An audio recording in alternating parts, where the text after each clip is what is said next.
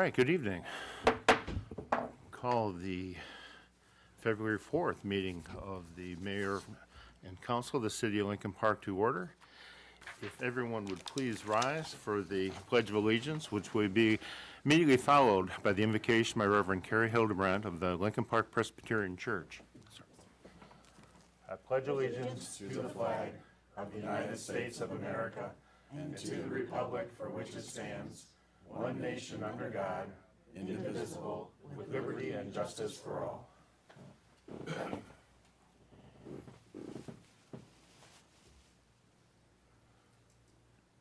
Creator of all that is good, we ask your blessings on the people who have been called to lead the community in which we live and work and play.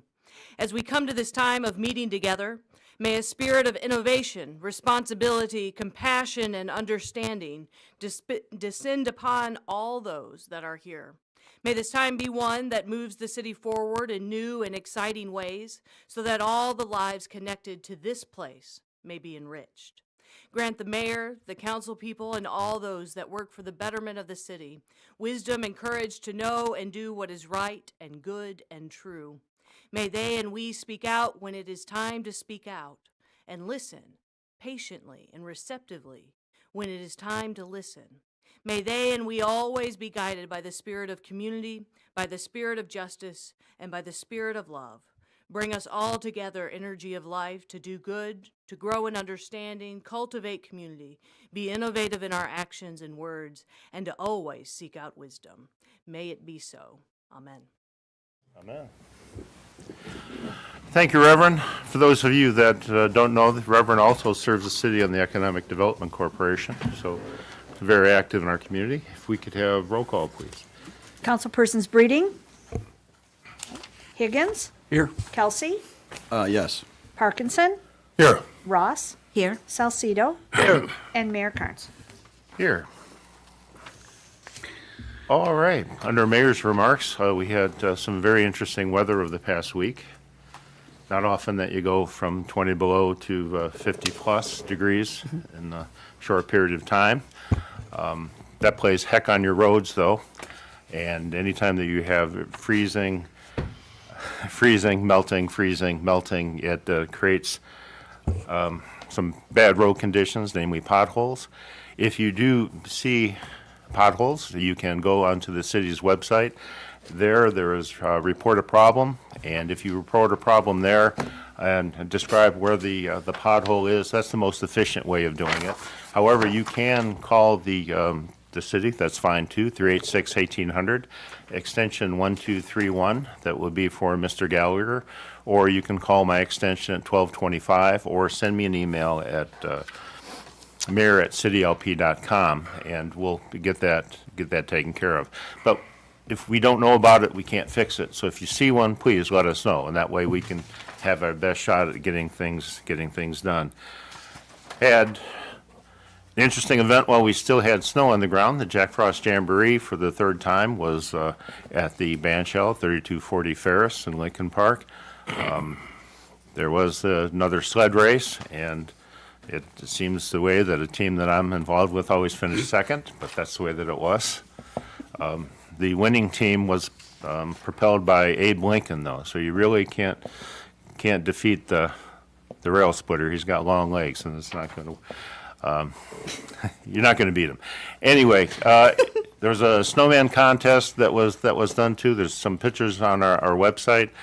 Some vendors that were in there. It's a very nice thing, and hopefully we'll have it back again next year.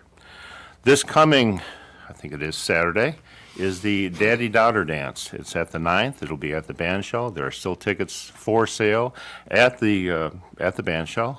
I think they're $10 a piece, and it comes from 5 p.m. to 7 p.m. That is a very nice event.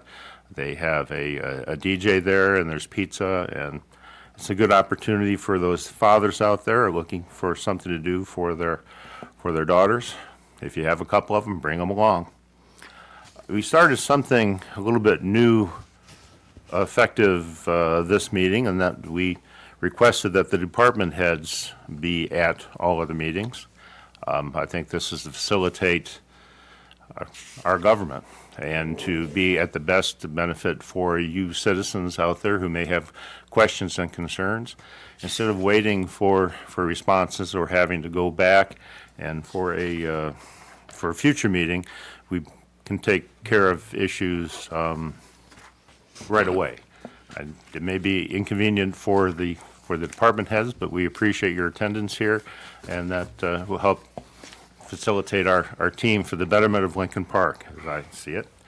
I have a request from Dream Christian that says that we are in need of volunteers for Meals on Wheels. And if you have time available during the course of a day, in the morning particularly, you'll find it would be difficult to find a more rewarding experience.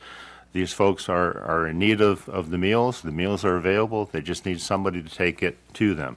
It'd be a couple hours in the morning. So if you have a couple hours on one day or 2 days or 3 days, please contact Ava Dotson, and that phone number is 386-2641, and that's between the hours of 9 a.m.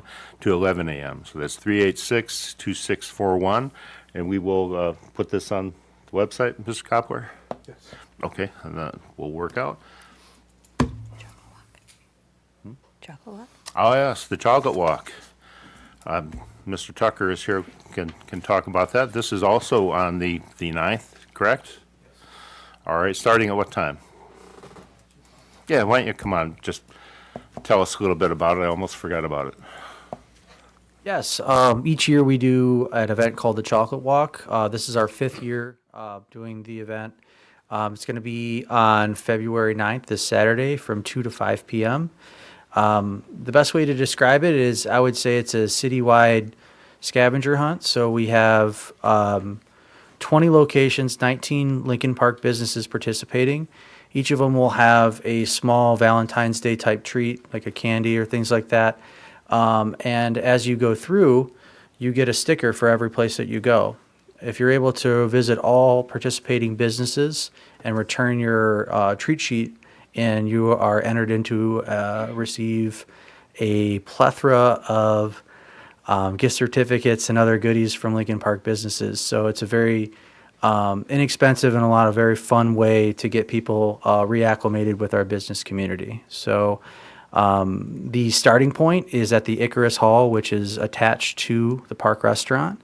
So we'll have it there if you'd like to begin, and we'll hope to see you out. It's a great opportunity to stop in and see the different businesses that you may or may not have an opportunity to go into on a regular basis. I've enjoyed it. You get an opportunity to talk to some folks, and then you have a sense of accomplishment when you get all your stickers filled in, right? Yeah, and what I find very encouraging is that a few of the stops have some of their own programming as well. Forget the name of it offhand, but the museum is doing a program around the same time. So, and they are one of the stops.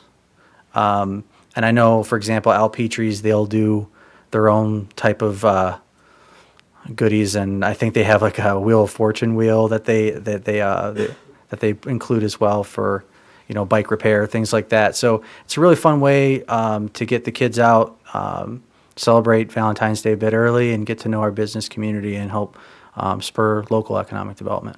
So if you're looking for some way to send your Saturday, you're going to have the chocolate walk, you got the daddy-daughter dance, or then in between there, a visit to the Historical Museum for their program. That's right. It's a busy day. And heaven knows what the weather will be, so we'll Fingers see. crossed. All kinds of different opportunities for that. Thank you, Giles, appreciate that. Over the past weekend, with the weather dipping way below freezing, we found ourselves in need of a warming shelter, and when we find ourselves in need of things of humanitarian nature in town, Blessed Hope Church is usually the one that rises to the occasion, and they did this again for us today. They had it set up, and I don't know how many people took advantage of that. I mean, we can listen to the Reverend later on and through the pastor and find out, but we appreciate them helping us out in those positions. And in thanking people about helping us out on the coldest day of the year, we had a major water main break on Fort Street, and John Gasu, the DPS director, and all of his workers braved the cold to get that repaired. So that had to be absolutely miserable work, but we do appreciate the fine job that they did. Not only, I mean, clearing the snow away too, that they did a fine job with that, with the snow that we had before the freeze. What a couple of days. And our animal shelter is in operation. We've had, I think, a couple of animals that have come visit us. And were released unharmed, which is, I guess, a good, or two owners, I should say, that they weren't just released. But, and it's good to, I guess it's a good feeling to be autonomous again and not relying on another organization to handle the duties that I felt that we should have kept from it. That we should have kept, just leave it at that. Okay, we'll leave it at, speaking of leaving at that, we'll then move on to the consent agenda. Resolved that the following items listed under the consent agenda be approved as presented to the mayor and city council. 1, approve minutes, regular meeting held January 22, 2018. 2, accept minutes, public hearing held January 22, 2019, RE CDBG budget. 3, approve subrecipient agreement, the Senior Alliance. I'll move, but I can't go on the CDBG because I wasn't here for the meeting. So I'll move on the rest of it. I'll support, but I have to abstain for 1 and 2.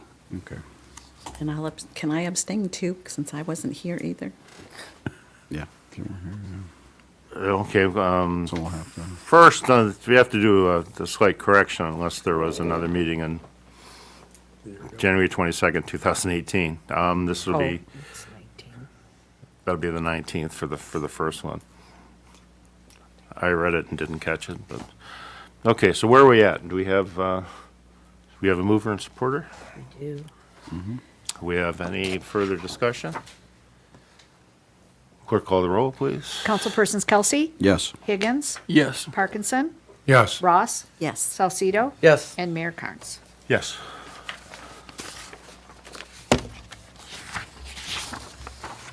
First action item has a cover letter from the Chief of Police, Raymond Waters. Lincoln Park Police Department is requesting permission for Officers Catula and Stafford to attend the DeWolf Field Training Officer School. This is a 40-hour course designed for experienced uniformed patrol officers to learn the new job or task of becoming a field training officer. It is important for the department to have qualified field training officers to guide our new recruits and teach them the proper way to perform their duties. This program will emphasize the FTO's role in teaching, training, coaching, and evaluating the recruit officers as they earn the right to wear the department's uniform. It's resolved that Mayor and Council authorize patrol officers Kevin Catula and Christopher Stafford to attend the DeWolf and Associates Field Training Officer School being held at the Troy Police Department Training Center in Troy, Michigan from Monday, March 18, 2019 through Friday, March 22, 2019. The cost of the school is $745 per officer. A police department vehicle will be used. Meals will be subject to the city's travel policy. Be it further resolved, the funds to come from the Police Department Trainings account number 101-305-960. So move. Support. Discussion? Clerk, call the roll. Councilpersons Kelsey, Yes. Salcido, Yes. Higgins, Yes. Parkinson, Yes. Ross, Yes. and Mayor Carnes. Yes, it's a very good program.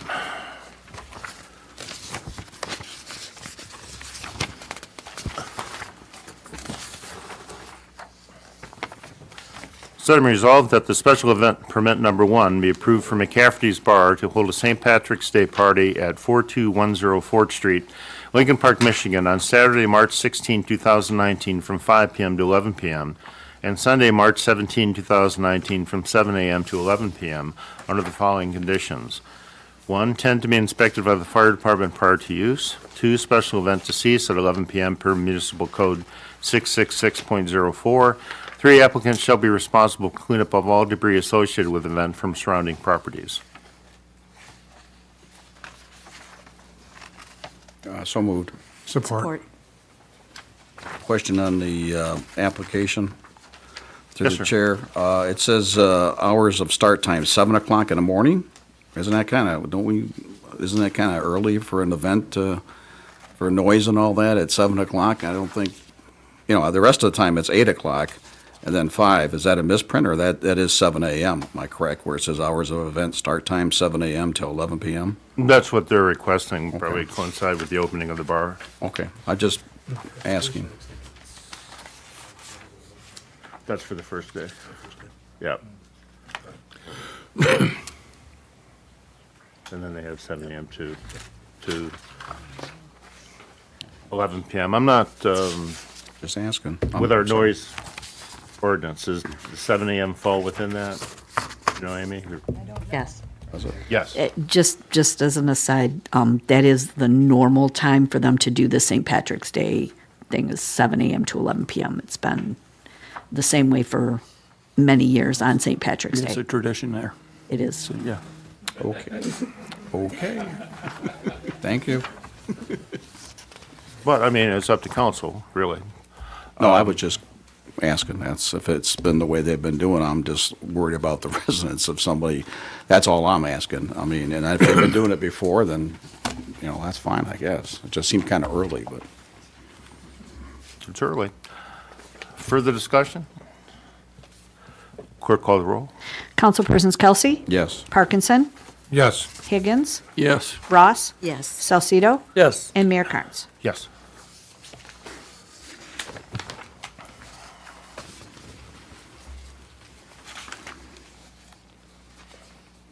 This item has a cover letter from our city manager, Mr. Koppler. An ordinance to amend the municipal code, off-street parking and loading. As part of their ongoing review of the city's zoning code, the city's planning consultant found the descriptions for areas exempt from parking requirements provided in Chapter 1290.01M to be inaccurate. As provided in the information attached, our planning consultant stated, however, the descriptions provided use plat and lot numbers to identify the parcels, and Beckett Rader has been unable to locate an existing spatial representation of the exempted area to use in applying the ordinance. Therefore, the team used the plat book and existing spatial information to correlate the plat and lot numbers with the parcels that they are defined in the city today and generate a GIS layer showing the exempt parcels. So whereas 1290.01M of the Lincoln Park zoning code describes 6 areas which are exempt from parking requirements due to the proximity to shared municipal parking facilities. Whereas these areas have been recently mapped by the city for use in administering the code, whereas during the research and mapping process, several minor text inconsistencies were identified, and whereas the minor amendments proposed in the memo titled Off-Street Parking Exemptions Proposed Changes dated July 11, 2018, resolve the inconsistencies and effect changes which have occurred to the lots, plats, or physical property. And whereas the City of Lincoln Park Planning Commission held a duly noticed public hearing to consider comments regarding the proposed changes. And whereas the Planning Commission voted unanimously to recommend that the Lincoln Park City Council adopt the minor amendments proposed in the memo titled Off-Street Parking Exemptions Proposed Changes dated July 11, 2018. Now therefore be it resolved that an ordinance to amend Title VI of the Codified Ordinances for the City of Lincoln Park by incorporating amendments to Chapter 1290, Section .01, off-street parking generally be given its first and second reading by title only. Then you just have to read down to They have to, what? just this part. City of Lincoln Park ordains that Part 12 of the Codified Ordinances for the City of Lincoln Park, Title 6, Chapter 1290, entitled Off-Street Parking and Loading, Section .01, Off-Street Parking Generally, be and is hereby amended as follows. And, I have to read any more of it because it's by title only. okay, I'll move on this. Support. Discussion? Clerk call the roll. Mayor Carnes? Yes. Councilwoman Ross? Yes. Councilpersons Higgins? Yes. Kelsey? Yes. Parkinson? Yes. And Salcido. Yes. All right, next item is also from our city manager. An ordinance to amend the official zoning map, Chapter 1266.02 of the City of Lincoln Park. Mayor and council may remember that in 2017, White Castle was proposing a demolition and rebuild of the restaurant located at 2115 Fort in the city. To accomplish what they proposed, the city had to rezone their parcel from Central Business District to planned unit development. This was primarily because drive-through windows are not allowed within the Central Business District. However, after considerable deliberation, they decided not to pursue this plan, but instead just undertake a modest renovation of the existing restaurant. Since their new plan does not require rezoning, a planning commission is recommending that this parcel be returned to the original zoning classification of Central Business District. Whereas the owners and representatives of the property known as 2115 Fort Street did pursue and receive a zoning designation of planned unit development in conjunction with the approved site plan to expand the footprint of the building and implement pedestrian-focused site improvements in late 2016 and early 2017. And whereas the owners and representatives of the above referenced property did subsequently submit to the city a revised plan to renovate the building, which omitted both the building expansion and the majority of the pedestrian-focused site improvements.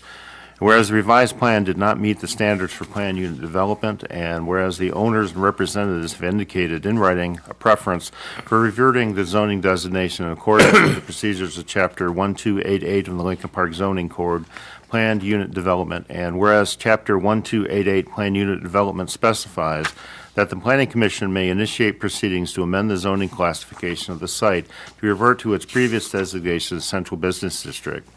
And whereas the Lincoln Park Planning Commission held a duly noticed public hearing to consider amending the zoning classification of the site to revert to its previous designation of Central Business District, and whereas the Lincoln Park Planning Commission voted unanimously to recommend to the Lincoln Park City Council that the property commonly known as 2115 Fort Street be rezoned from planned unit development to Central Business District. Now therefore be it resolved that an ordinance to amend the official zoning map, Chapter 1266.02 of the City of Lincoln Park, with respect to the rezoning of the property from planned unit development to Central Business District, be given its first and second reading by title only. The City of Lincoln Park ordains, no, No, just go ahead and read it. we'll work it out. That the zoning ordinance for the City of Lincoln Park, specifically the zoning map of the city with respect to zoning classification of the property known as parcel numbers 45-009-03-0017-301 and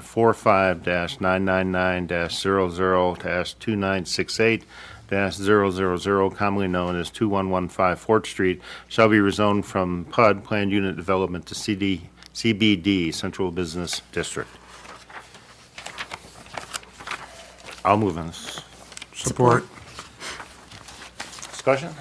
Yes, Mayor, to the chair, just briefly, I remember White Castles was gonna tear down and reconstruct new property. So in short, can you explain what this means, what we're gonna pass?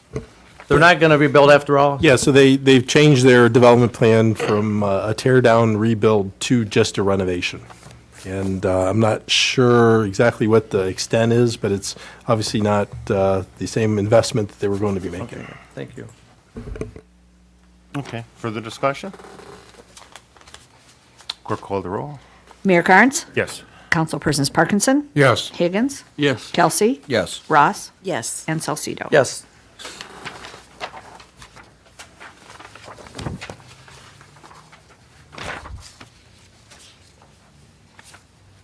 Next item is resolved that an ordinance to amend the municipal code of the City of Lincoln Park by adding a new section 676.038 to Chapter 676 Safety, Sanitation, and Health be given its first and second reading.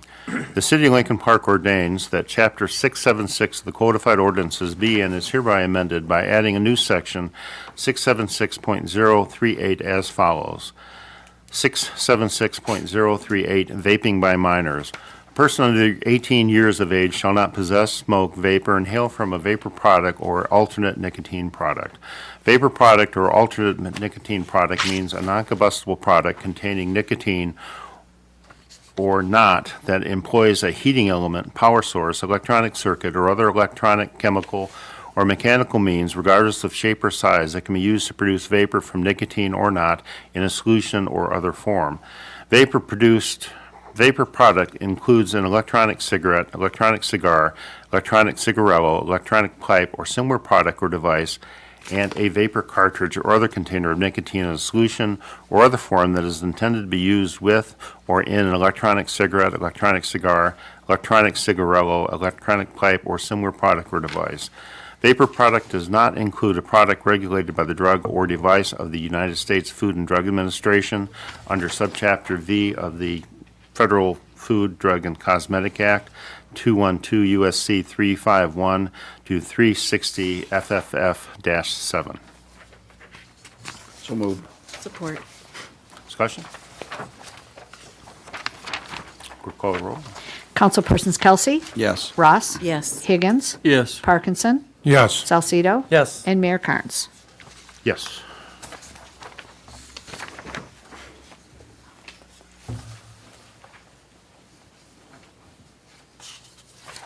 All right. Resolved that an ordinance to amend the Lincoln Park Municipal Code, Chapter 610, entitled Animals by amending Section .02B, Section .06A, Section .08C, Section .08D, Section .08E, and Section .11D be given its third and final reading and adopted by title only. The City of Lincoln Park ordains that the Lincoln Park Municipal Code Sections .02B, 06A, .08C, .08D, .08E, and .11D of the Chapter 610 entitled Animals be amended as follows. And then what? That's it? Okay. So moved. Support. Discussion? Yes, I forgot to add into this when I was doing it. When the temperature gets way below freezing, the animal should be brought inside the house. I don't believe that this can be amended at the third reading. We would have to go for a change. So, Amy? You want to That's my germs. All give it right. to Matt? I believe there's something already existing in our code that would handle that situation in our cruelty section. I don't think any amendment would be needed. Okay, thank you. Okay. Further discussion? Yeah. Clerk call the roll. Councilpersons Kelsey, Yes. Ross, Yes. Higgins, Yes. Parkinson, Yes, Salcido, Yes. and Mayor Carnes. Yes. Next item, resolved that an ordinance to amend the Lincoln Park Municipal Code, Chapter 852, entitled Mechanical Amusement Devices by repealing Section .02B, Section .08, Section .10, Section .11, and repealing and replacing Section .05 be given its third and final reading and be adopted. City of Lincoln Park ordains that the Lincoln Park Municipal Code be amended by repealing Sections .02B, .08, .10, and .11, and repealing and replacing Section .05 of Chapter 852 entitled Mechanical Amusement Devices as follows.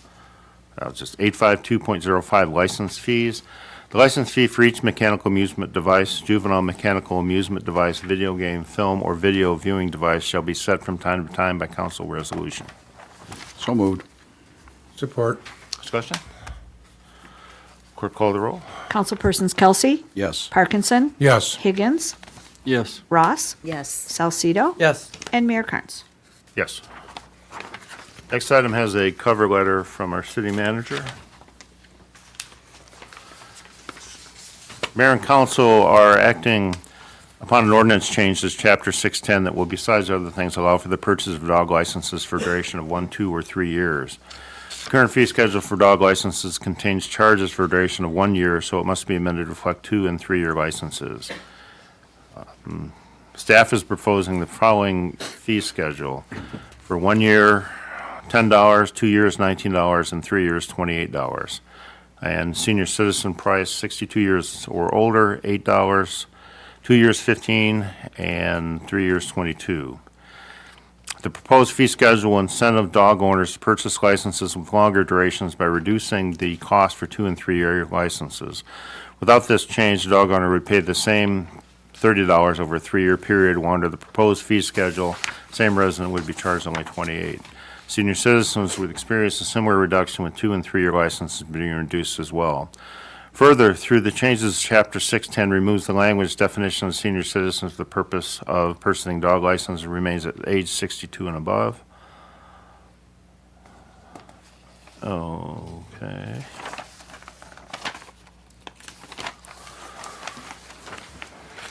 So, whereas Section 209.01 of the City of Lincoln Park Codified Code states, council may, by resolution from time to time, adopt service, fee, license, permit, application, and user fee charges for its agencies and departments.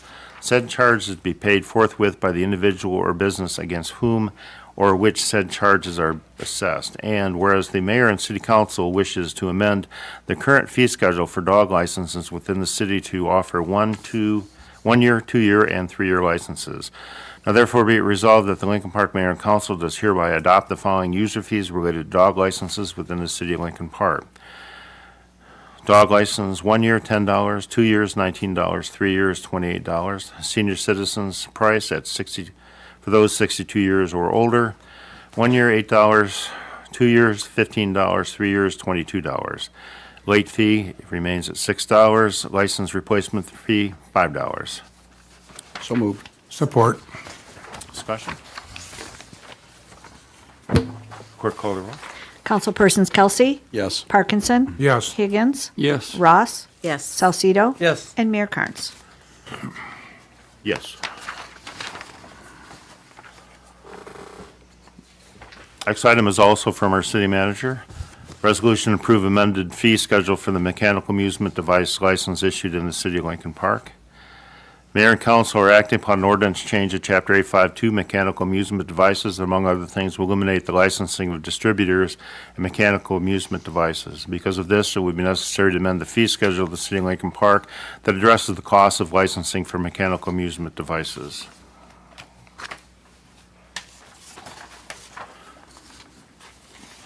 So the resolution, whereas Section 209.01 of the City of Lincoln Park Codified Code state council may, by resolution from time to time, adopt service, fee, license, permit, application, and user fee charges for its agencies and departments, said charges to be paid forthwith by the individual business against whom or which said charges are assessed.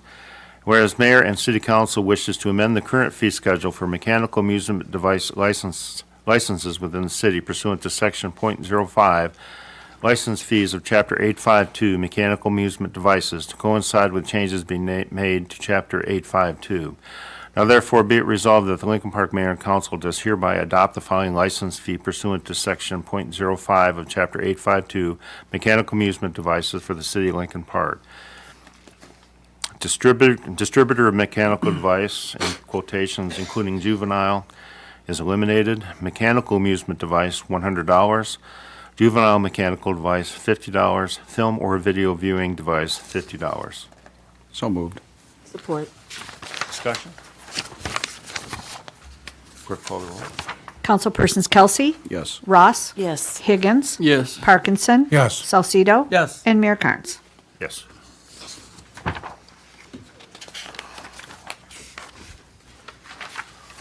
All right. This next item has a cover letter from Doreen Christian, Director of Community Planning and Development. Subject is award bid 2019 sanitary sewer pipelining project. Mayor and council authorize Hennessy engineers to prepare, design, and engineering specifications with bid documents for the installation of cured-in-place liners within 6 sanitary sewers and to solicit bids on January 22, 2019. The bids were open on Wednesday, January 30, 2019, with Liquid Force Services being the lowest bidder.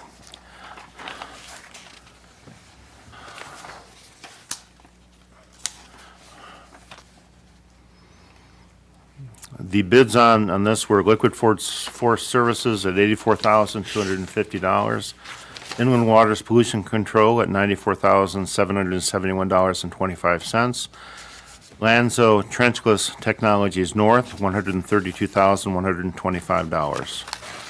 So resolved that Liquid Force Services be awarded the bid on the 2019 sanitary sewer pipelining project in the amount of $84,250 plus a 10% contingency for a total of $92,675, as they are the lowest best bidder that meets all specifications.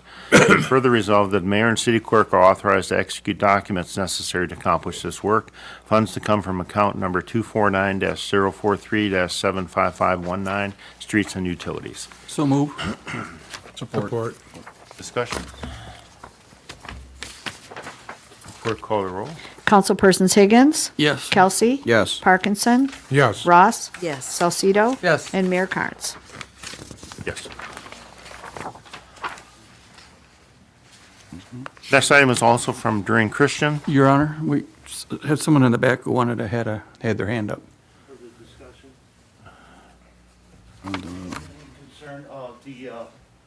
You need to talk at the, and the vote's been taken, sir, but how can we help you? He seen me have my hand up before. That's why he mentioned it to you.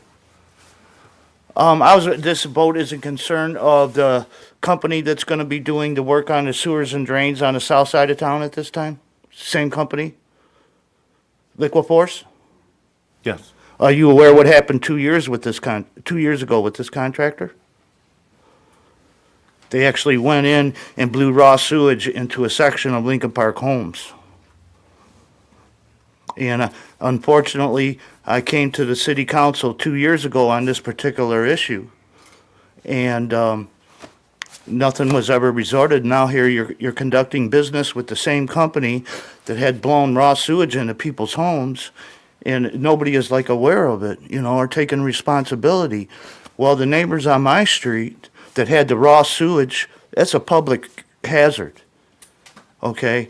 You're in litigation with this company? No, Okay. has nothing to do. Excuse me, Your Honor. Oh, wrong venue. No, this was, Liquiforce from 2 years ago came to my section of the street. Okay, that's when the class action lawsuit started. And, Liquiforce came in, did their investigation, decided they were gonna blow raw sewage into people's homes during their discovery. I brought it to the council's attention. It was like no big thing. Howdy. So I'm just wondering, you're hiring the same contractor to do the same kind of stuff? You gotta be careful nowadays with contractors. That's all I wanted to ask. Is there any Thank you, sir. answers? You're just gonna go and, Thank you, sir. Mr. Copper, you want to? So this company has been working with us on many different projects. There was that incident that happened on the street where you live, and as you're well aware, they did come in that day and started cleaning it up. They wrote a check to you to compensate for your loss. financial responsibility is one thing. It shows they were negligent in what they were doing. But in actuality, what about the public hazard to the rest of my neighbors?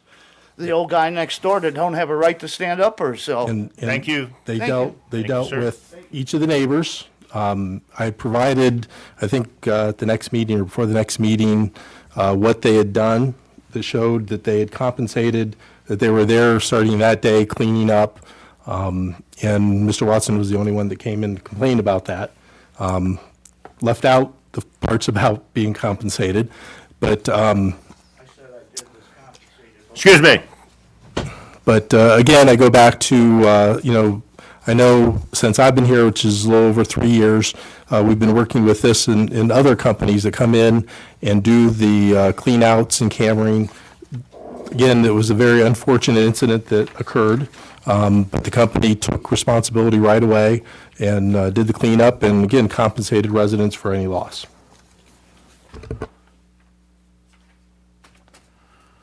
Okay, in reference to this, the vote has been taken before. I had missed the gentleman's comments. Does anyone feel necessary to re-vote on this? Okay, then call the roll. Or it's already been done. We did that roll call. Alrighty.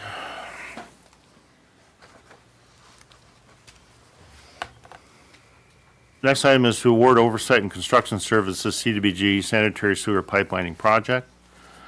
Hennessy Engineers, on behalf of the city, will put out to bid the 2017-18 CDBG sanitary sewer pipelining project.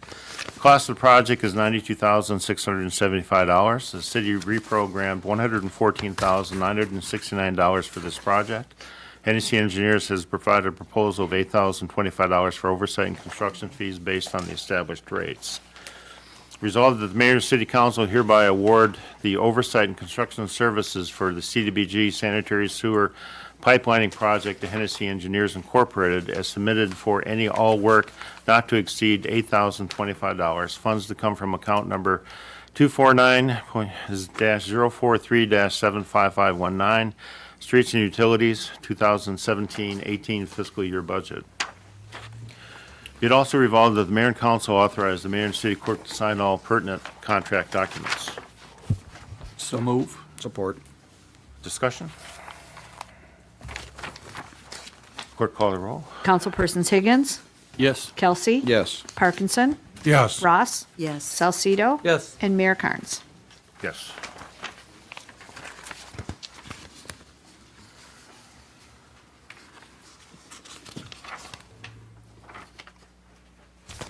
Next item is also from Doreen Christian, Director of Community Planning, Parks and Development and Parks and Recreation, to enter into a contract with JB Contracts to do the Lafayette intersection improvements. All right.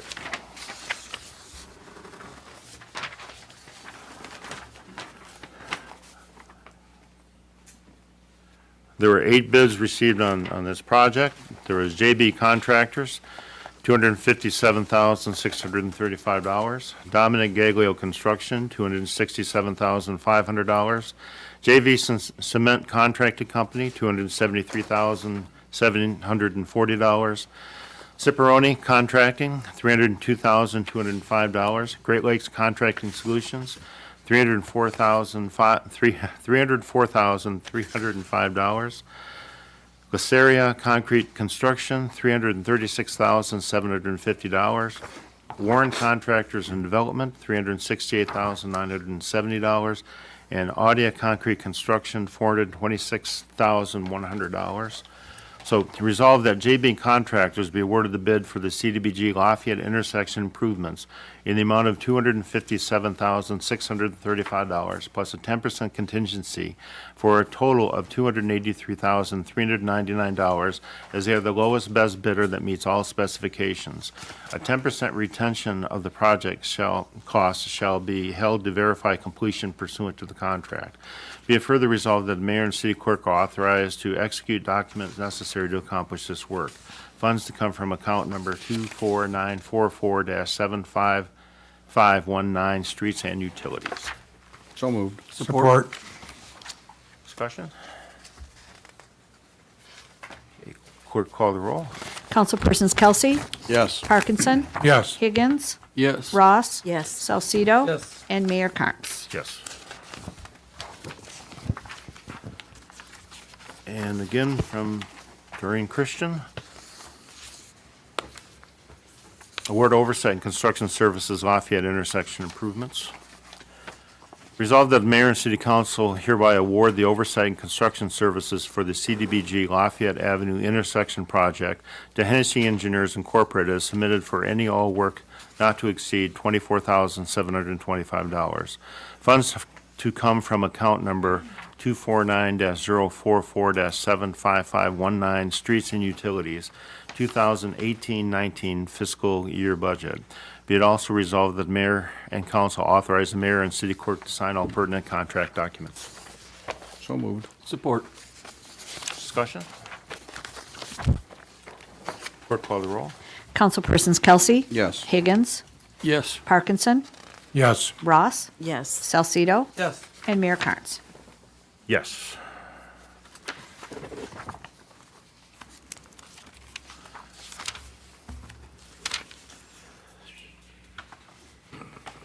And there's something from the firemen also. Oh. The training. Okay.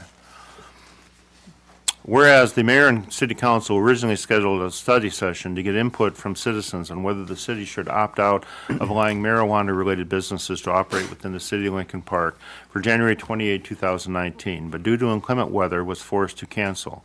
Whereas the mayor and city council wish to reschedule this meeting, now therefore be resolved that the mayor and council schedule a study session to get input from citizens on whether the city should opt out of allowing marijuana-related businesses to operate within the city of Lincoln Park for February 25, 2019 at 6:30 PM in the John A. Aloisi Council Chambers, 1355 Southfield Road, Lincoln Park, Michigan. So moved.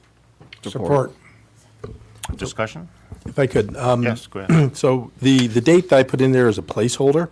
I had sent this out originally. I got some feedback from at least one council member that they would not be available that night. I also know that we're in the process of rescheduling some of the upgrades to the cable TV that could be happening at that point in time. So I didn't know if you, wanted to go ahead without all members being present to have this particular operation. And if the answer is no, you want everyone to be there, we need to find a different date. If the answer is that's how it works out, then this date would be good. My suggestion would be to have everyone here, and if March 11th, with just the alternate Monday, would be sufficient for everybody. Does anyone have an issue with March 11th? It's the second Monday in March. Good. Sounds good. It's fine with me. So I would amend this to March 11th. read March 11. We can keep the time the same, right? Is that all right with the mover and supporter? Yes. 6:30 PM on March 11. Councilperson Parkinson, you supported that. Are you okay with that? Yes. change? Okay. All right, is there further discussion? Any other input? The venue, is it going to be here or Yes. Kennedy Memorial Building? That would be here. I did have a quandary about the venue too. The last time we had a meeting like this on this type subject, it was at the band shell because we expected a bigger crowd. You feel that the building will be big enough? Well, I think in the end, we had less than 50 people show up to that. One of the complexities is that the band shell is very active, and finding dates to hold meetings is near impossible. I mean, I know for some of the open enrollment meetings, it was we had to really wrap it around some of the activities there during the week. So I know it's going to be very difficult to find that date. Okay. But I would suggest that we will adapt or adjust for whatever we have that is coming in here. We'll give every opportunity for everyone to have their say on that. Okay. Further discussion? Clerk, call the roll. Councilperson Salcido, Yes. Parkinson, Yes. Higgins, Yes. Kelsey, Yes. and Mayor Carnes. Oh, Ross, I'm sorry. Councilwoman Yes. Ross. I'm sorry. Okay. Mayor Carnes? Yes. All right. Now our late edition.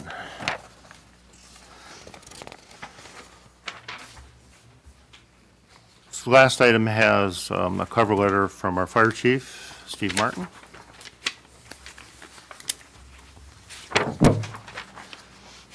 Resolved that mayor and council authorize Lieutenant Mike Prinz, Sergeant Dennis Gratup, and Sergeant Jason Miller to Fire Inspector 1 class being held at Schoolcraft College in Livonia. Class will be held every Monday and Tuesday from February 11 through March 12, 2019. These individuals will cover their own leave time and will not cause overtime. Be it further resolved that the proposed resolution will impact the 2018-2019 fiscal year budget in the amount of $2,625, which includes the cost of the class and a full set of NFPA and IFC code books. Funds to come from the fire department accounts number 101-340-960. So moved. Support. Question to the chair. Just go ahead. There was some discussion prior in the council when we talked about doing the fire inspector thing in the city and in the contract for the police, or excuse me, for the fire department. Is that going to impact that? Because we had talked about that, looking at a temporary process to see how it worked. Have we passed that process? And this is what we're doing, or? Well, this doesn't impact it one way or another. I mean, the bigger piece of what we're trying to do is spread the work out over more individuals. As you might remember, we really have 2 people doing that work. It does slow us down as we get into the next phase of this, and so getting more people trained will allow us to be a little bit more flexible and get more work done. It doesn't at this point impact the ultimate agreement we have to have with the fire union to go forward. We're working on that, and I'll be getting something to them shortly on that. We still do have to look at the rates. There was talk about that, and we're still working through the final resolution to bring to mayor and council. And through the chair, they don't have any problem working on their off days to do this or being held over, right? That'll have to look to the fire chief. We talked about that also, because we only end up with 2 people that we're doing it. That's Yeah, they understand it's going to be on their off time. If they're allows for it on the shift without causing overtime, we can let them out on admin leave, but they know that they'll be covering their own time. It's 2 days a week, so. Right. Okay, I just want to make sure, because we had a discussion before, and that kind of got misinterpreted, and that's why I asked the question. If we're going to send 3 more. Okay, thank you. I'm all set. Okay, do we have further discussion? Clerk, call the roll, please. Councilperson Salcido? Yes. Higgins? Yes. Kelsey? Yes. Parkinson? Yes. Ross? Yes. And Mayor Carnes. Yes. Resolved that the accounts and claims payable for those items greater than $25,000 be approved as follows. And the first 3 items, the checks have been released for due date. So we have Blue Cross Blue Shield of Michigan, February 2019 retiree Medicare, $32,076.70. Blue Cross Blue Shield of Michigan, February 2019 SB Actives, $140,049.27. Blue Cross Blue Shield, February 2019 retiree non-Medicare, $30,767.61. 25th District Court, February 2019 payment, $49,059.34. Great Lakes Water Authority, December 2018 water, $204,634.09. Hennessy Engineers Incorporated, 123 Net Underground, $1,562.22. Saw Grant Cleaning and Televising, $13,929.96. 1584 Morris Sidewalk, $435.60. 2018 Concrete Sectioning, $9,092.38. Lafayette Avenue Intersection Improvements, $9,587.50. Plan Reviews, $650. Animal Shelter Foundation, $3,805.78 for a total of $39,063.44. I'll move on this. Support. Discussion? I have a comment, Mayor. Yeah, go ahead. Do we know if we corrected the payables journal on the website? Because I know we were missing a couple pages. Was that sent to James? Because if James didn't receive it, it didn't get up there. Okay, so we'll do that tomorrow. Thank you. Further discussion? Clerk, call the roll. Mayor Carnes? Yes. Councilpersons Ross? Yes. Higgins? Yes. Kelsey? Yes. Parkinson? Yes. Salcido? Yes. Okay, then we've reached that time for our city manager's report. Mr. Copler? Thank you very much, Mr. Mayor. Good evening, everyone. Had a few different things to go over. I had mentioned a little bit ago that we're looking to start the upgrades to the cable room again, which is going to take the system down a little bit and take actually just our ability to do live feeds down for a little bit. Everything else should be okay. But we should be okay, but it'll take probably about a week to get that done. So that's why if we didn't have to have a meeting that week, it would be a lot easier. So we didn't have to do a lot of things that would take time. But That's coming up. Let's see here. Building Department. So Councilman Parkinson had requested to me to put together a budget to what it would look like if we brought the Building Department in-house. And so I put that together. And I just want to go over this real quick. Again, I don't think there's any action at this point, but he did request that I put this together, so I just put it together and give it to all of you so you can have it all at the same time. So the first part of any budget, of course, is looking at the revenue. The revenue historically is a hard number to look at in the building department because we're doing a lot of things differently today than what we were doing 5 or 6 years ago. For instance, if you look at like the rentals, we're doing a lot more rentals today than what we were doing 5 or 6 years ago. So that revenue is going to be up over what historically was. There's more development occurring today than what was happening 5 or 6 years ago. But it's kind of hard to look at what we did last year and say, okay, that number is going to continue. So what I did effectively was average out the last 6 years of revenue and said, okay, this is what the baseline is going to be, a very conservative number. And that came out to be $832,000. I think in the end, the actual watermark for, if you looked over the next 5 or 6 years, is going to be greater than that. But I can't tell you if it's going to be $950,000 or $1 million. But I do believe that number, if as we play out over the next 2 to 3 years, is going to be higher than what $832,000 is. But again, this just kind of gives you an understanding when we look at the next side, which goes over the expenditures to be able to benchmark where we stand. So on the second page, on the flip side of what I just handed out, then kind of gets into the expenditure side of what the building department is. So in working with the building manager, superintendent, John Myers, we kind of laid out what we thought the staffing would look like. And the staffing that we were building out would be, of course, one building superintendent, which would be him. He said he only needed one of them to actually be able to do this, so we appreciate that.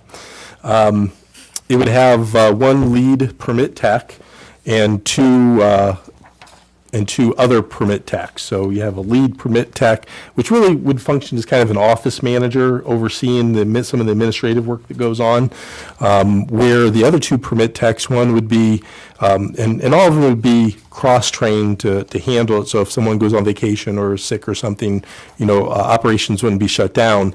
But one would be primarily looking at the rental side, and the other would be primarily looking at the building and trade side.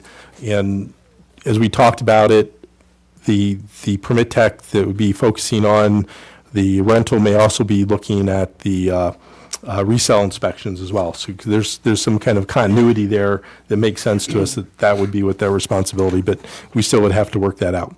And then we'd have 3 full-time inspectors. Again, what we're thinking is that at the peak of work, we're probably using 2 inspectors to do all the rental and 1 inspector to do primarily the building pieces. It could be, scaled up if we needed during the rentals, and scaled down when rentals are less and we're doing other things. But 3 is the number we think at this point in time that would look what that full-time staff build out would be. Then we'd also have 3 part-timers primarily doing the trade, so electrical, plumbing, and mechanical. And that's kind of how we do it right now. When you look at the contract, they have part-time people doing the trades, and we feel that works out. So with that being said, looking at, the allocations and the office supplies and things like that, in the end, this cost year one at all these rates would be about $566,900. Again, it could be a little bit higher depending upon where the different full-time people kind of get put into the pay scales within the unions, because all except for the building official or superintendent would end up being within bargaining units. And so there's some play there. I tried to kind of take a middle road to say this is most likely, but it could be up a little bit, it could be down a little bit. And as you know, with like the hospitalization or the healthcare, vision and all that, we generally budget based upon worst-case scenario, which is a family plan. Not everyone's going to take a family plan, so there's going to be a little bit of leeway there as well. So I think, there's enough play within some of the numbers that we're not going to be too far off. So based upon this scenario, the net revenues for just this operation would be projected at about $265,000. I think, again, based upon what projections probably would be for revenue and where the cost is, it's probably going to be very close to what we're doing right now, which is about $350,000 to $400,000 net when all said and done. And that's not free money. I just want to point out that this money has to be spent on building and code enforcement related issues. So the revenue that goes over currently what the costs are within the building department also pay for code enforcement. It also pays for planning and zoning as well. So, understand when we look at this, that's not just money that you can do anything with. Under state statute, you can only use it for certain purposes. And when we're kind of going through the auditing, you might remember when they talked about what's in the fund balance, that there is money set aside because it exceeded what those costs were. And so I think that kind of goes back to if we were to do this, we'd probably drill down a little bit more and see if there are some adjustments in some of the fees that we're charging to actually reduce that down so we're not collecting more than what the actual costs are. So that's a benefit, I think, of this whole process. If we were to do that, it would not only bring everything in-house, but it also adjusts downward some of the costs for the residents and builders. To the chair. So what are we paying the contractor now to do this, and exactly how much it's going to cost us to bring it back in-house? Pardon me? How much are we paying the contractor to do this job right now? Well, so it's 60% of all the fees that are collected. So I looked at this, and I can't remember now what the number was last year, but I think it was about $600,000 or $700,000 is what we paid for that last year-ish. And how much will it cost us to do it ourselves? 566. Why don't you write a resolution for next week to bring the building department back in-house? Unless you want to do it right now. Through the chair. Yes, go ahead. Matt, right now, the office staff that's there, the ladies that work the phones and, Yep. Greet the residents or customers who come Yep. in, where are they in this? So those positions are referred to as permit techs. Those are techs? Yeah, those are Okay. permit techs, right. And again, that's, Okay. permit techs. I think the only difference, and to be honest, I'm not sure how they identify them within their corporate structure, but I don't think that they have the same, they don't look at it the same way that we'd be looking at it with a lead permit tech. And again, that's a generic name at this point. We'd probably change that up because, again, the responsibilities are going to be a little bit more supervisory over the other techs. So it may not be a lead permit tech, maybe something else. But from the duties, they would have the permit tech duties, but additional ones. And so, for instance, getting out the minutes to the meetings that are necessary and the agendas for the dangerous building board and zoning and all things like that. They would oversee that, as well as oversee, make sure that the scheduling of the inspections get done. They kind of oversee the operations related to the permit tech operations. And just for purposes here, we call them a lead permit. I don't know if they actually have someone that does that. I know John is sitting back there, and he could probably speak to if that's the structure or not. But it appears that everybody's kind of doing, the same thing, not necessarily. If there's interest here, as opposed to just rushing into a resolution, I would suggest that we do a study session, do a meeting at the next, an hour before the next council meeting on the 18th, and where we can just discuss this out. So I guess that would be my motion. Yeah. I'll support it. All right. Is there discussion, reference to that? You're moving on that? Yeah. Do you have it? Question, I'm That's sorry. what, the February 11th, what time? No, it's would be the 18th. 19th. I was just gonna say. Oh, the 19th, you're right. 19th. You're right, Sorry. due to President's Day, right? 6:30? Thank you. Yeah. Thank you for that. Is there further discussion? I'd like to put it on a different date. I won't be able to be there at that time, that meeting. Okay. Are we in a rush? I'd suggest we do it on, for May 4th then. March 4th. March 4th.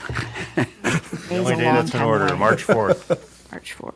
Is March 4th, 6:30, is that good with everybody? So I'll amend my motion to March 4th.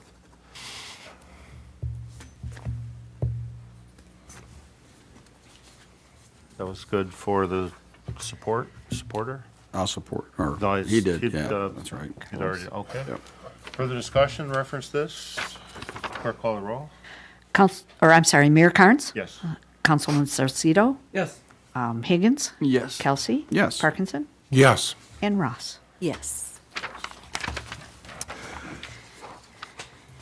I would suggest that we have our building officials here and probably our contractor also.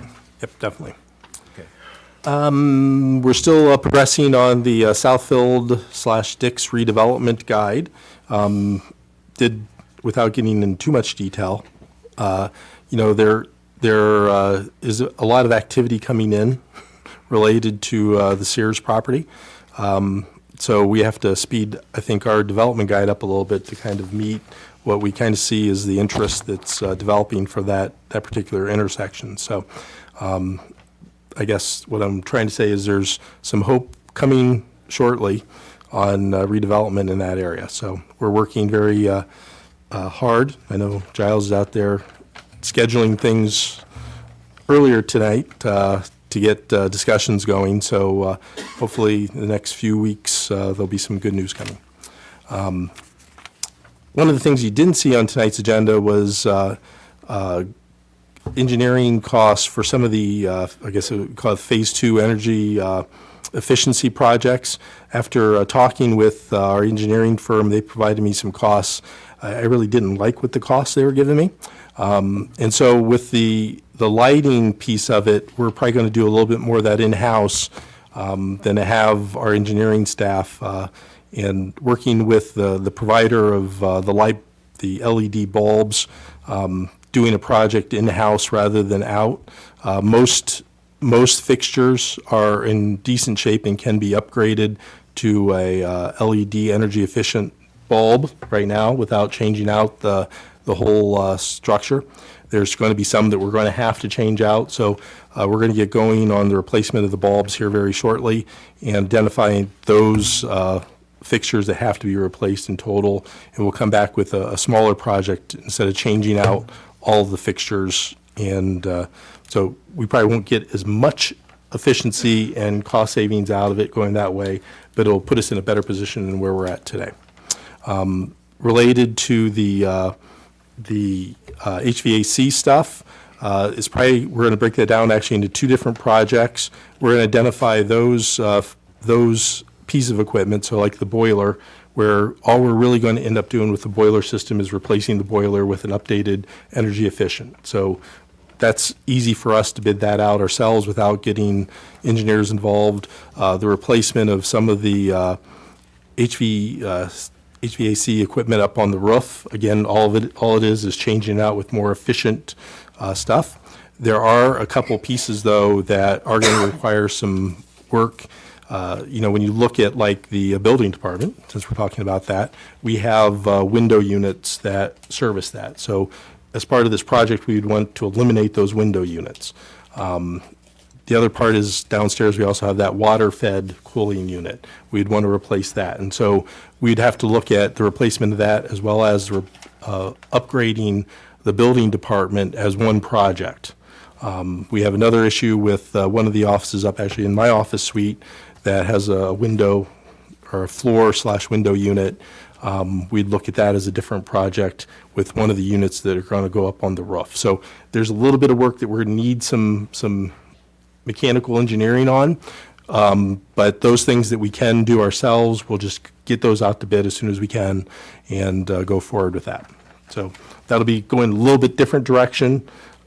We're going to protect our interests because projects where, there is a little bit more risk, we're going to want to make sure that we have good plans, so there's no issues with that. But those things that are lower risk, we'll take care of ourselves.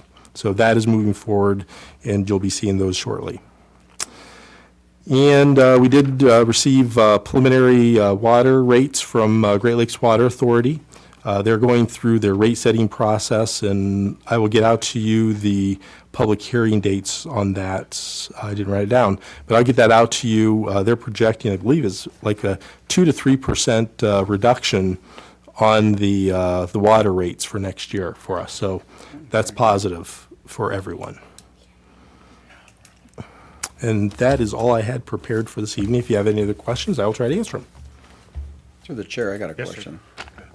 Is that building department getting any heat? When I was down there, they didn't get any heat. So is that part of your grand thing to at least get them?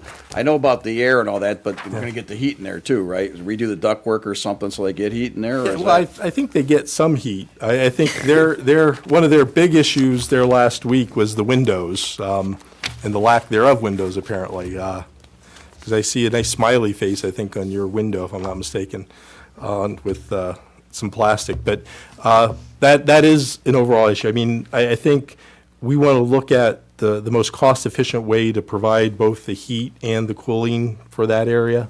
And again, I think that's a little bit above my ability to figure that one out. So we'll bring some experts in to give us some advice and then go out to bid for that. One last question to the chair. Downstairs women's bathroom, is that ever gonna get completed or that's just gonna be abandoned and closed off?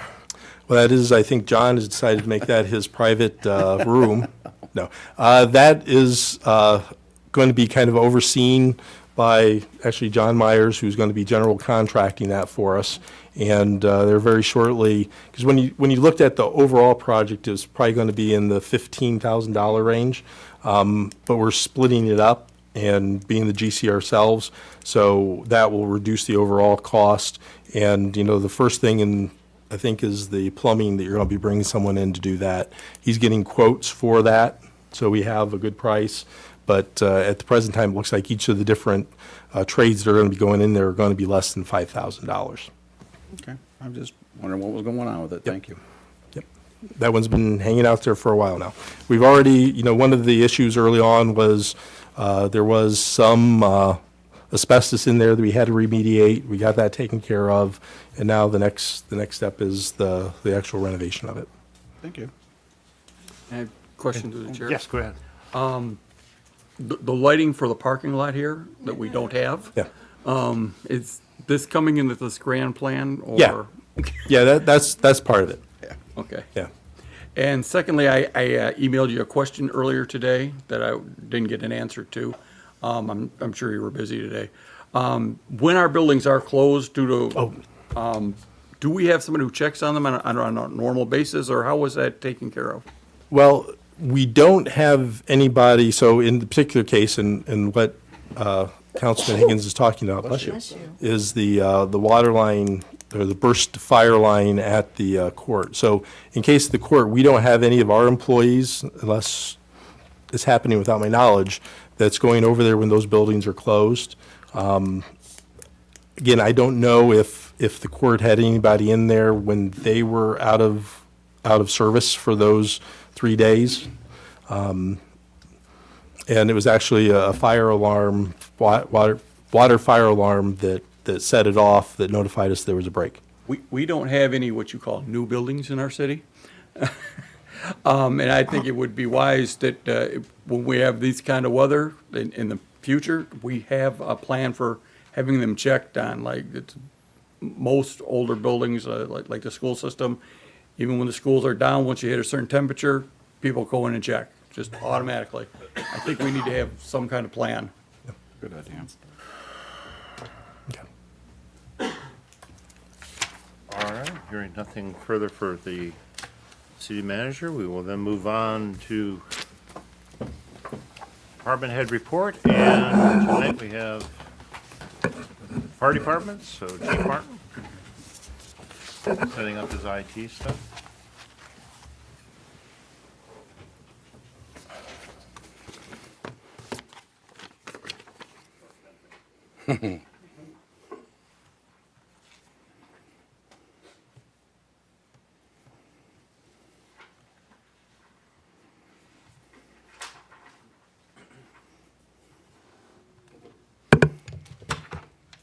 Yeah, so if I get that in there.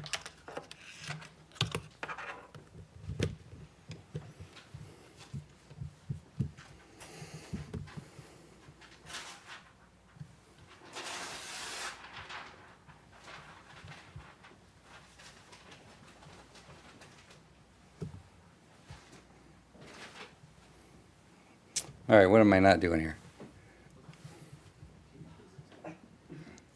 I'm not clapping at it, no matter what. Did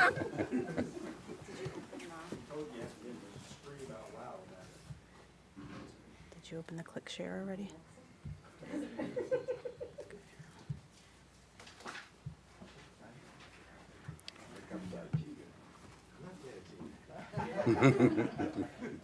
Hey, sometimes you gotta No, we just have to open that. That wasn't open yet. There you go. There you go. All right.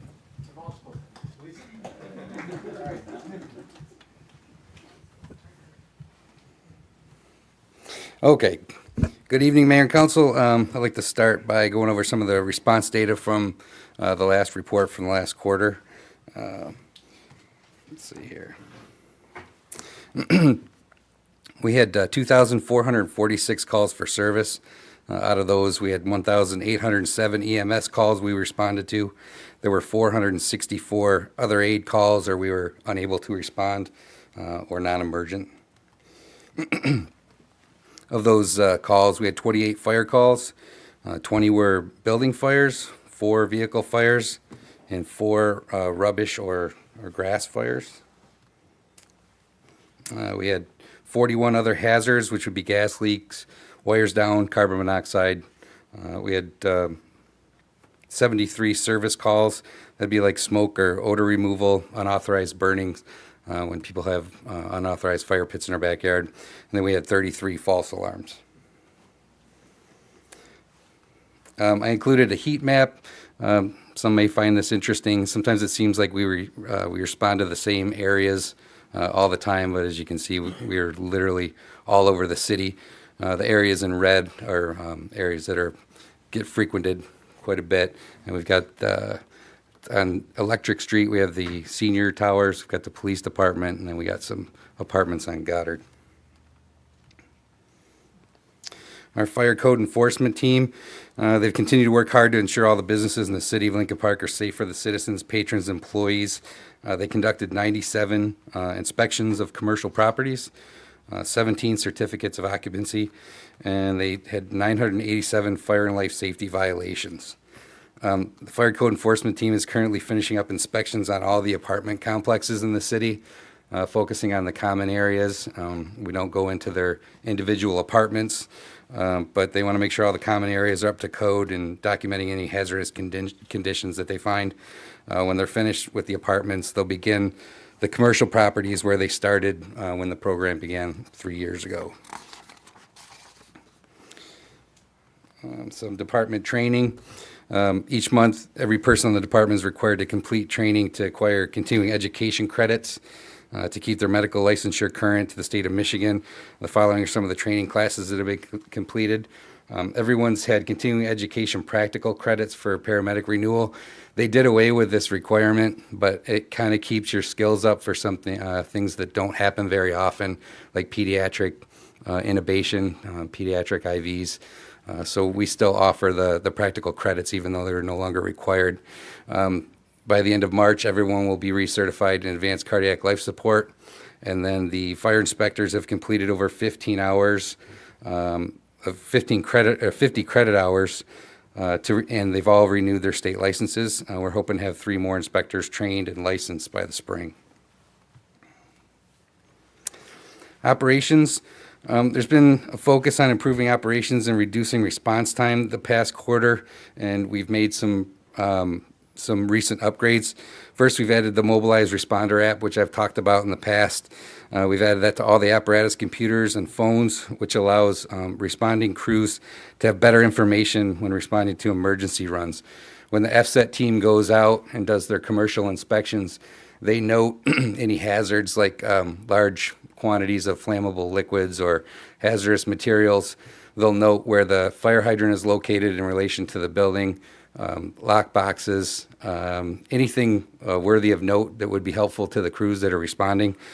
So we've had, a lot of times they'll go into places of the building that the crews either have never seen or not, allowed to go in just as general business. So it's provided quite a bit of training too, and it's been quite a big help. Next, we switched from a telephone, I jumped that slide real quick, but next we switched from a telephone-based station alerting system to a tone-based radio system. Prior to the switch, dispatchers would take the 911 call, then they would transfer it, they'd call us, we would take the call, and then we would dispatch the appropriate apparatus. Now Central Dispatch sends a tone over the radio, which is broadcast over the whole station by the PA system. Now the crews can start making their way down to the truck while the call's still going on, so they know who's up for the run. So we've been able to shave off some seconds, if not minutes, in that instance. We've also implemented a BRICS 911 mobile application, which pushes all emergency information to our cell phones, and that I screenshotted this. The old system, the dispatch center would take the call, they'd enter data into the computer-aided dispatch, which would send an email over to a printer, which would print out a response sheet. We'd grab that sheet, and that's how we knew where we were going. Now they enter in the data into the CAD, and it pushes right to our cell phones and tells us where to go. And in instances of like fire runs, the city had a GIS done that mapped out all the fire hydrants. We were able to put that overlay on the 911 app, and it will pull up the 20 closest fire hydrants to the address that we're going to. I wanted to take another screenshot too, which shows you all the data that actually gets pushed out to the phone, but I had to redact so much I didn't think it'd be worth putting up there. But it puts run numbers, run times, addresses, nature of the call. It's very informative, and it made it a lot quicker. Lastly, we've been working with our mutual aid partners to develop a faster way to dispatch mutual aid departments when more resources are needed or departments are unable to respond to simultaneous calls. Essentially, what's been being discussed is dividing the city into quadrants, like you can see on the picture here, which will make it easier for dispatchers to know who to call. If you pick like quadrant 2, if we were busy, tied up on something else, or we were unable to respond, they would know to call E-Course. If it was in 1, they'd call Allen Park. 3, they'd call Southgate. 4, they'd call Wyandotte. So they can get crews rolling faster while we're trying to break loose and respond, so there's no delay. It's just in the talking phases right now. We're trying to figure out all the particulars, but that would be a great help to us too, because when we're on a scene and they call us that we have another simultaneous run, the officer in charge is usually pretty tied up with what he's doing, and he's being forced to make other decisions on a run that he hasn't responded to yet. So this will at least get somebody rolling. They become the first due engine, and then we essentially back them up. Also on the dispatch side, each one of those quadrants, there would be a card for the dispatchers, and the dispatcher could look at the card and it will tell you what resources are needed and who the closest one is. So for a typical house fire, the typical response would be 2 engines, a ladder, and a rescue. So they know if we can't go, or only half of us can go, who else to call from the other city. As long as any complement of 2 engines, an aerial, and a rescue show up, then they know that they've completed that task. Grants and equipment purchases. I'm putting slides that were on my last presentation just because the grant period, they still have not handed out awards yet. So I just wanted to remind you guys what's outstanding. We apply, also because of the government shutdown through AFG, awards are going to be significantly delayed. But we applied through the AAA traffic safety grant to purchase new Paratech heavy lift bags to replace the ones that we've got that they've by far exceeded their 10-year life expectancy, so we're kind of hoping that comes through. Again, through the AFG, we asked for a Lucas CPR device, which does hands-free CPR. With the limited staffing that we have, it frees our hands up to do extra work. And then last but not least, the New Sutphin pumper, which is being built as we speak in Ohio, and it is scheduled to be delivered in late fall of this year, and it can't come quick enough. That is all I have for you. If you have any questions, I'd be more than happy to try to answer them. Through the chair, I don't have a question, but I think this is a good opportunity to commend your people for a run you guys went on when the guy's wife passed away, when you took over an hour to make sure that you did everything you could, and he wanted to make sure that I said that to you. So, and the same thing with the police department, the police chief is here, is that he was really impressive, and he made that point at the funeral, and this is a better forum, let everybody know that you did an outstanding job, both of you, and especially the firefighters, because they helped, he happened to come home and his wife had passed away. Right. And you did a real good job, so thank both the crews. He was very impressed, and he couldn't say enough, and I just want to make sure you get that message publicly as well as you tell I'll pass that along. the gentleman that responded. They did an excellent job, and the man couldn't say enough, so that's the only comment I want to make sure Thank you. Thank you, Your Honor. Anyone else? All right, thank you, Chief. Appreciate that. We'll now move to citizen communications. Those interested, please approach the rostrum per podium.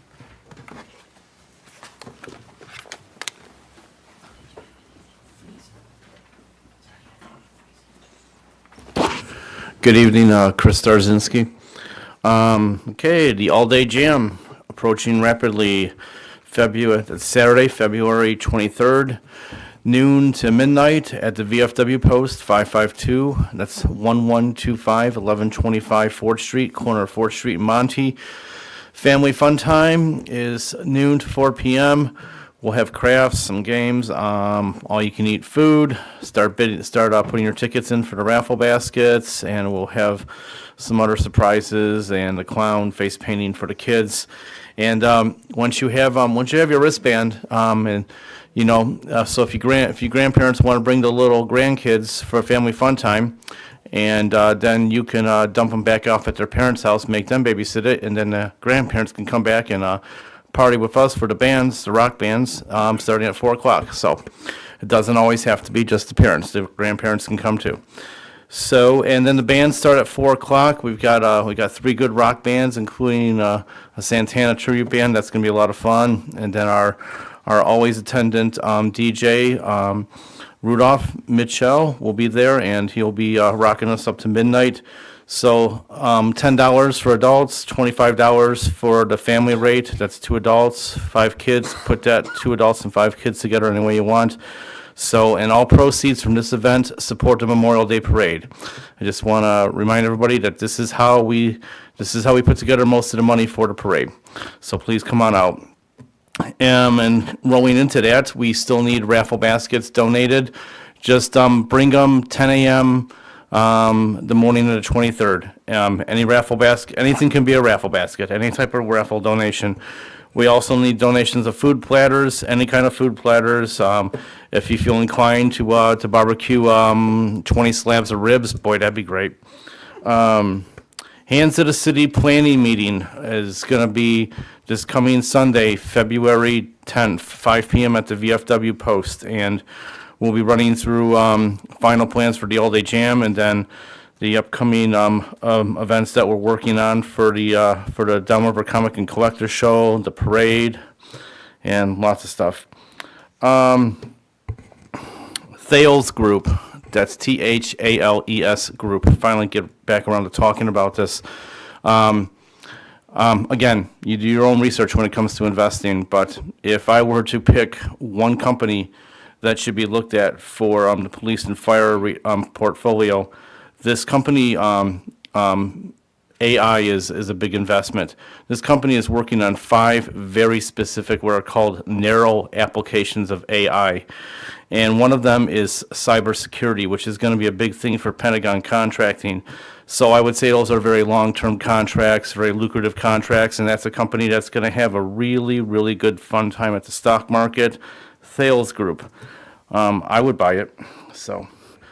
All right, nobody wants to talk about this, but I'm happy to. I'll be the fodder enforcer on this. You know, when there's a snow emergency in the city, get your vehicles off the street. Yeah, for some people it's harder than others if you don't have a driveway, but if you lived in the city for one winter, you should have it figured out. That's how they plow the streets, so that the emergency vehicles can get down your street faster if there's an emergency. Like if someone falls off their porch and breaks a leg, or someone drops half dead from a heart attack. I'm so sick and tired of seeing so many cars left on the street. Get your vehicles off the street.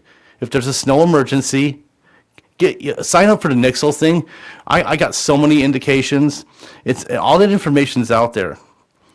It really, really bothers me. And if you're the one that falls off your porch and breaks your leg, and it's 15 degrees outside, 15 degrees below zero, then you want that fire rescue and that ambulance to be able to come down your street safely and get to you quicker, and then get you to the hospital quicker. I'm really frustrated on this. Get your vehicles off the street. Thank you.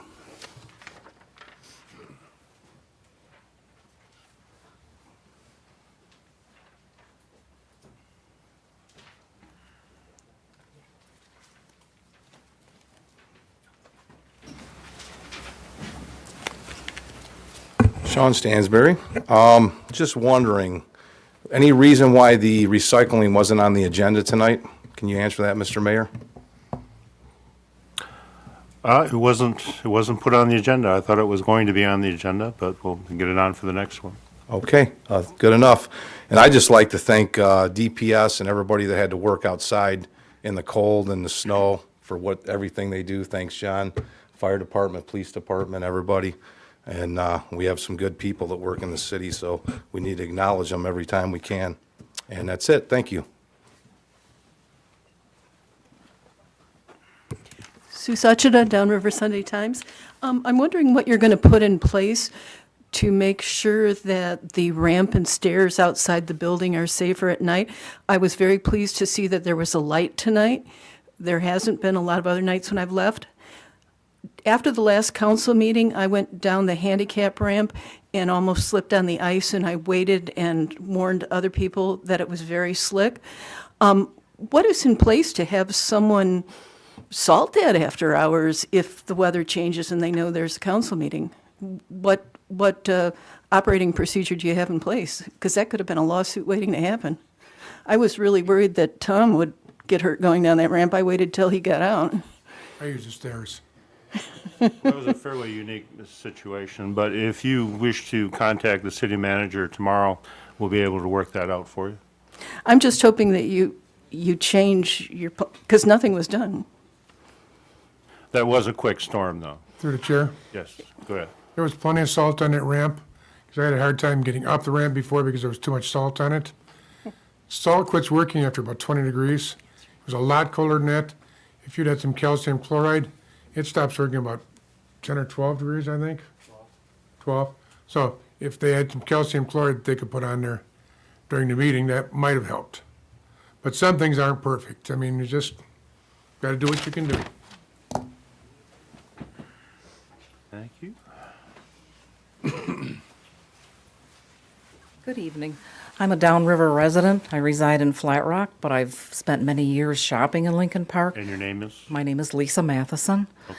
And I'm here tonight to inquire about or to introduce the idea of nominating the Sears Water Tower as an individual historical landmark. Because I know it's near and dear to a lot of people's hearts, reminds people of better times.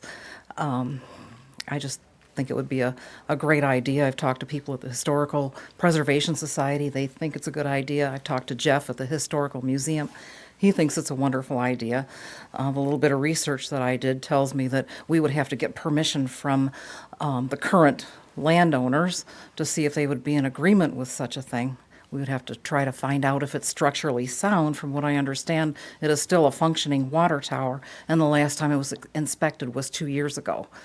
So I'm not sure about the idea of possibly in the future, if it does get approved, if there could be maybe fundraisers or a GoFundMe account set up with the idea of, if it's not structurally sound, of making it structurally sound, of giving it the facelift that it probably needs. Just something that I wanted to put out there for everybody. I would suggest that if there is interest, and you're the first one to bring this to our attention, a petition would be a good thing for us to start and take a look at. A Okay? petition? Yeah. Okay. Now, is it something that maybe the newspapers could get involved in? Possibility. Yeah, okay. Okay, I was wondering if maybe I should contact the News Herald or something about. Well, you have, Or the Downriver Sunday Times. Oh, yeah?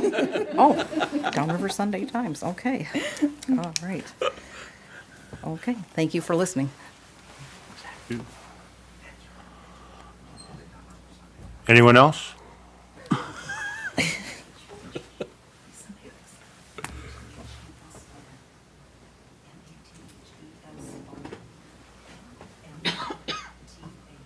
Well, good evening, City Council. I don't mean no disrespect to anybody here. Say your name, please. My name's Jeff Watson. I just felt compelled to, took a little interest in the last meeting that was here. And some of the things that came up were the recycling program. And I was, maybe if you could explain it a little bit more easier to a layperson. I know that the recycling program was implemented before. From the way I understand it is you're wanting each a homeowner to pay so much a year. And we don't have an option to that, but the homeowner that decides to separate their stuff and they lay it out on the curb, then the city sells to a company the opportunity to come and pick that stuff up. I want to commend this councilman over here last week. He did do some research that may lead to, you really don't know where that's going to end up once it leaves that curb. Okay? I don't think we should be forced to pay exorbitant fees. Take a look at your water bill. Okay? We've got 3 fees of sewers, retention, capital improvement, sewer this. You know, enough's enough. I mean, we should have a choice to opt out of that situation, but not forced into it. It's kind of like Obamacare is, if you don't take what we're selling, we're going to force you to, in taxes, to do it. And that's how the democracy, where, you know, we should have a choice in the matter, don't you think? The other situation, again, was in relied to, that was discussed last week. I want to thank Councilman Carlos. He did say he was elected, and the decisions he makes is very, very important, and I agree 100%. Thank you, sir. The issue with the sewers and stuff that's going down on the south side of town. Actually, we want to avoid the same thing happened 2 years ago on my side of town that resulted in the maintenance. We're paying for maintenance on the sewer bills, yet none of it was ever fixed. That actually resulted into 100+ homeowners, resulting in a class action lawsuit against the city.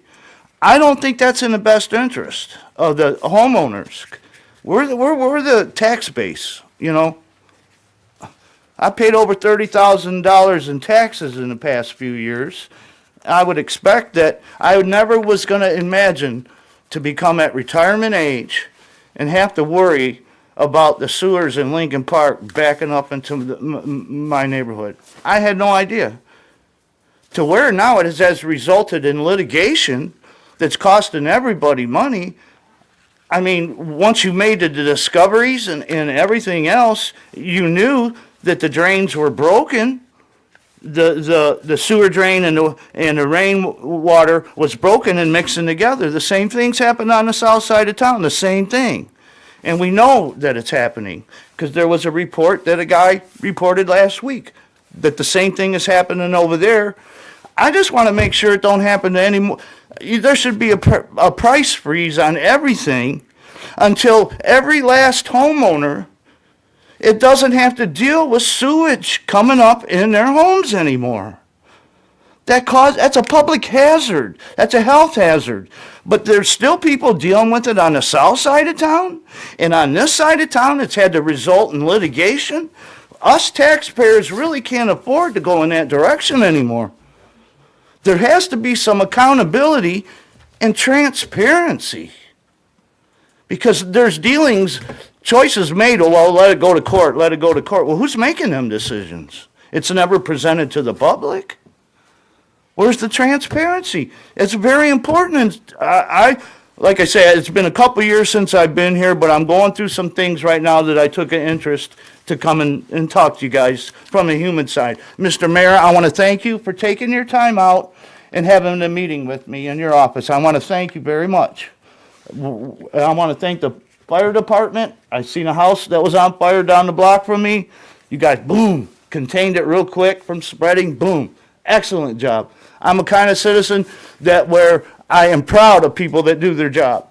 But I'm getting to the age, in retirement age, is like I've got to worry about sewers backing up in my home and all this other kind. It's just getting ridiculous. Why don't we just wage and price freeze everything until every city homeowner that's still getting floods on the south side into their property, why don't we fix that first and worry about the roads? That's your 5 minutes, sir. Does that count? Anybody going to answer these questions, please? Next. Seeing none, we'll move on to oral reports of the mayor and council. Councilman Salcido. Good evening, everybody. Just a few items and then a question at the end. My email will be up and running by the week's end. I got myself a personal city phone on my own for city business, all right? So by the end of the week, you guys can email me to your heart's desire. All right, department heads attending meetings. Wow, I really like it. I'm not sure if you guys are gonna like it too much, but thanks for being here. Some weeks you guys are needed, other weeks you're not, so. In regards to the DPS, I think it was last week, it was real cold. I left for work in the morning. I went to Lincoln Park, got a coffee, was gonna go up Ford Street, it was blocked. There was a water main break. I came home from work 5:30 in the evening, went to Pet Right to get some supplies for my pet, and they were still out there working, and it was sub-zero, and I got to talk to one gentleman. I couldn't even tell who he was. He had the black mask, but he was very talkative, and I commend DPS. It was a great job. Also on Abbott, on Gregory Street between Abbott and Dix, there was actually a house fire at the trailer court. The fire department was right there, put it out, and there was another DPS crew working that night. So I can't say enough, you guys keep doing a good job you're doing. I appreciate that. And I had calls on my personal phone and emails thanking you guys. So I just want to thank you from some of the citizens that I know. And to the chair, I have a question, if you don't mind. Liqua Forest Services, are they insured to insure in regards to backups to the city? Yes. All right, thank you. That's all I have, Your Honor. Thank you. Councilman Ross. Thank you. I just want to repeat that we do have some wonderful people, a lot of wonderful people, not just working for us, but citizens, residents, that truly care. They care. I just want to send a special thank you to Maureen, too, for the Jack Frost Jamboree. If you made it out, I know that you had a wonderful time like I did. I wish I could have spent more time there. She had a band there donate their time, and it was amazing. So keep it in mind for next year, because I know it's just going to get better. And then just keep those the happenings that you get at home, keep those handy so that you can keep updated on our city functions and join us. Thank you. And Councilman Higgins. Thank you, Your Honor. I too would like to add my thank you and congratulations to Fire Department, Police Department, and especially DPS. That was right down the street from my house, and watched quite a while people were freezing out there. And I know from working outside, that's an incredible job, and to tell them guys thank you. Also want to say the Preservation Society, which was brought up a little bit earlier, had a winter party this past weekend. Was really nice. They had some stuff to hand out. A newspaper that kind of updated us on everything that they're doing, and they are doing a lot in Lincoln Park, and I'd like to thank them for all that they do. And of course, again, Maureen did a wonderful job with the Jack Frost, and I thank you to that, the Parks and Rec. And a little bit on with the Parks and Rec and celebration, the Hands of the City have just decided, and we're working with Maureen, that next year we will be working together to put the penny drop on right at the band shell. So good things are still coming. I missed the last council meeting, and I'd like to apologize for not being here, but I had a swim meet that was rescheduled because of weather and whatnot. So I was there, and I've been a coach for a long time, and I would just like to say how proud I am of my team that night. The one with doubling the score of the other team, and two of my swimmers went on to qualify to go to the Michigan, one went on to qualify to swim at a Michigan State Championship, and two of them went on to qualify to swim at the Wayne County Championships. And just want to say I'm very proud of them guys. And that's about it for tonight, Your Honor. Thanks, sir. Councilman Kelsey. Thank you, Your Honor.